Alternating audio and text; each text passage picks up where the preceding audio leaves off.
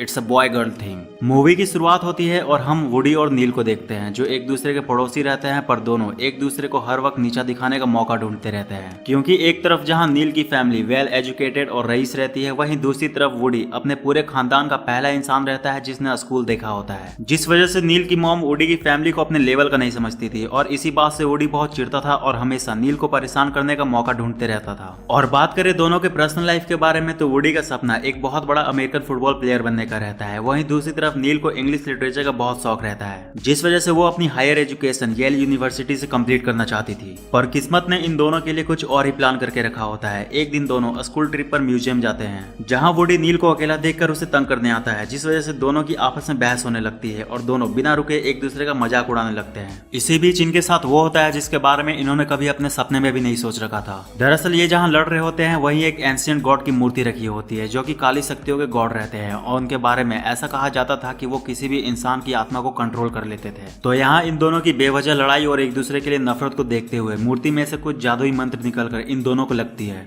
जिसके बाद जब अगली सुबह दोनों उठते हैं तो 440 वोल्ट छोड़ो इन्हें 11,000 वोल्ट का झटका लगता है, क्योंकि इनकी आत्मा एक दूसरे की बॉडी से एक्सचेंज हो गई रहती है और अब नील की बॉडी अंदर से वुडी बन चुकी होती है और वुडी की अंदर से नील। और इस झटके के बाद दोनों एक दूसरे से तुरंत मिलने जाते हैं, पर मिलने के बाद दोनों फिर से लड़ने लगते हैं और एक दूसरे पर ब्लेम डालते हैं कि उनकी वजह से ऐसा हुआ है। और बातों बातों में वुडी नील को इतना डांट देता है कि वो रोने लगती है, पर क्योंकि वो फिलहाल वुडी की बॉडी में रहती है तो वुडी जल्दी से उसे चुप होने को कहता है, क्योंकि अगर कोई उसे ऐसे देख लेता तो उसकी इज्जत का कबाड़ा उड़ जाता। पर जब नील चुप होने का नाम नहीं लेती तो वुडी उसे यह कहकर रिलैक्स करने की कोशिश करता है कि उसने बहुत सारी मूवीज में ऐसा होते देखा है और सभी में लोग 24 घंटों के बाद वापस नॉर्मल हो जाते हैं, तो उसे भी पूरा यकीन है कि वो भी 24 घंटों के बाद नॉर्मल हो जाएंगे। वुडी की बात सुनकर नील थोड़ा शांत हो जाती है और फिर दोनों ये डिसाइड करते हैं कि जब तक वो वापस से अपने अपने बॉडी में नहीं आ जाएंगे तब तक दोनों एक दूसरे के साथ कोऑपरेट करेंगे और एक दूसरे की मदद करेंगे सबके सामने वैसे ही दिखने की और बिहेव करने की जैसे वो अपनी अपनी बॉडी में हुआ करते थे। पर दोनों उल्टी खोपड़ी के रहते हैं, जिस वजह से वुडी नील का क्लासरूम में सत्यानाश कर देता है जब टीचर उससे क्वेश्चन पूछती है और नील वुडी का सत्यानाश कर देती है फुटबॉल ग्राउंड में। इसके बाद दोनों रात में ये सोचकर सोते हैं कि सुबह होने पर दोनों अपनी अपनी बॉडी में वापस होंगे, पर सुबह उठने के बाद दोनों देखते हैं कि ये लोग अभी भी एक दूसरे के बॉडी में फंसे हुए हैं।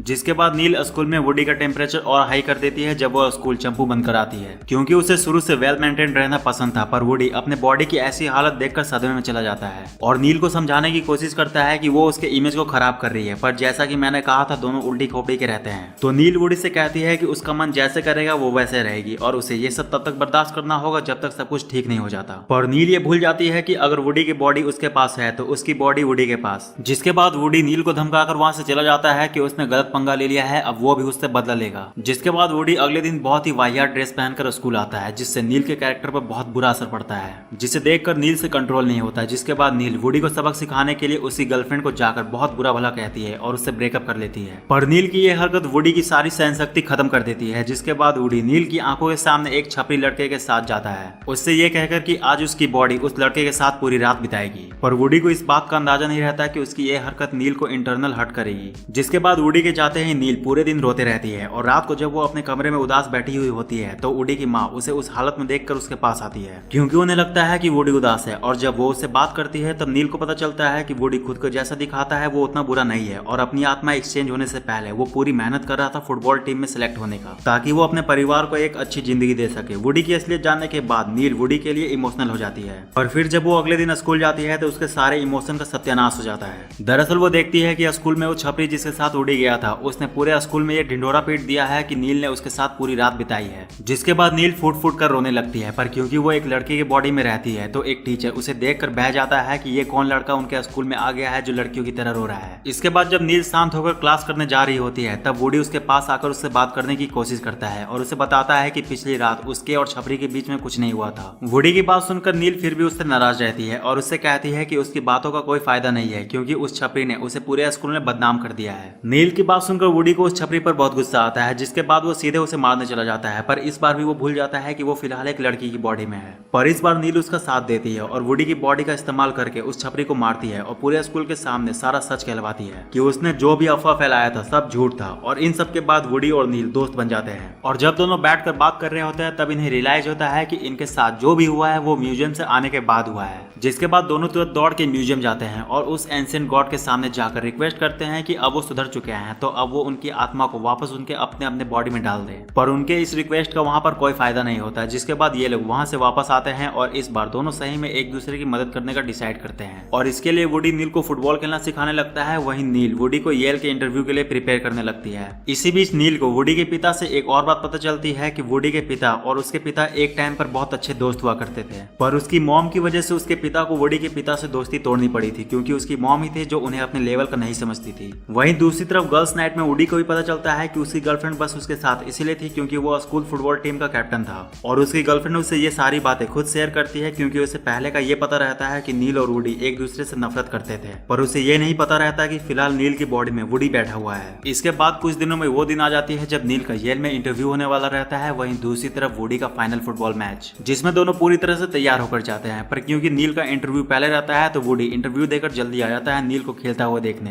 पर उसकी आंखें उसे खेलता हुआ नहीं देख पाती क्योंकि नील की पूरी तरह से बैंड बजी हुई रहती है। पर एक टाइम के बाद नील सभी को वो कर दिखाती है जिसका किसी को अंदाजा भी नहीं रहता। वो फुटबॉल मैच तो जीतती ही है, साथ ही उसके गेम को देखकर वहां सिलेक्शन के लिए आया वो कोच उसके पास आकर उसे स्पॉन्सरशिप भी ऑफर करता है, जिसका वुडी बहुत वक्त से सपना देख रहा होता है। जिसके बाद दोनों जब एक दूसरे से मिलते हैं तो इन्हें रियलाइज होता है कि अब दोनों पहले जैसे नहीं रहे। दोनों के अंदर एक दूसरे के लिए फीलिंग्स पूरी तरह से बदल गई रहती है, जिस वजह से इनकी सजा भी खत्म हो जाती है और वो एंशिएंट गॉड इन पर किए हुए काले जादू को वापस ले लेता है, जिससे उसी वक्त इनकी आत्मा इनके अपने अपने बॉडी में वापस आ जाती है। पर इससे पहले ये अपनी फीलिंग्स को एक दूसरे के साथ शेयर करते हैं। वुडी की पुरानी गर्लफ्रेंड उसके जीतने पर जबरदस्ती उससे आकर चिपट जाती है और ये देखकर नील को बहुत बुरा लगता है और वो वहां से अचानक चली जाती है। और जब वुडी नील को अपने साथ स्कूल के होम कमिंग पर अपनी डेट बनाकर ले जाने आता है तो नील की माँ उससे आकर कहती है कि वो उससे नहीं मिलना चाहती, जिसके बाद वुडी उदास होकर वहां से लौट आता है। इधर नील को और भी ज्यादा बुरा लगता है जब उसे पता चलता है कि वुडी ने उसे येल के इंटरव्यू में पास करा दिया है, पर वो इस गलत फहमी में वुडी के पास नहीं जाती कि वो अभी भी अपनी पिछली गर्लफ्रेंड से प्यार करता है। और इसी सोच में वो एक जगह पर बैठी हुई होती है, पर तभी उसके पापा उसके पास आते हैं और उससे कहते हैं कि उन्हें पता है कि वो वुडी को पसंद करती है, इसीलिए उन्होंने उसके लिए एक ड्रेस लाया है। जिसके बाद वो नील को वो ड्रेस देते हैं और उसे होम कमिंग में जाने को कहते हैं। इधर वुडी को जबरदस्ती अपनी पिछली गर्लफ्रेंड के साथ पार्टी में रहना पड़ता है क्योंकि उन दोनों को स्कूल ने होम कमिंग के क्वीन और किंग के तौर पर अनाउंस कर रखा होता है। पर तभी नील जैसे ही वहां आती है, वुडी नील के आते ही सब कुछ छोड़कर उसके पास आता है और फिर दोनों एक दूसरे से अपनी फीलिंग्स शेयर करते हैं और मूवी यहाँ खत्म हो जाती है।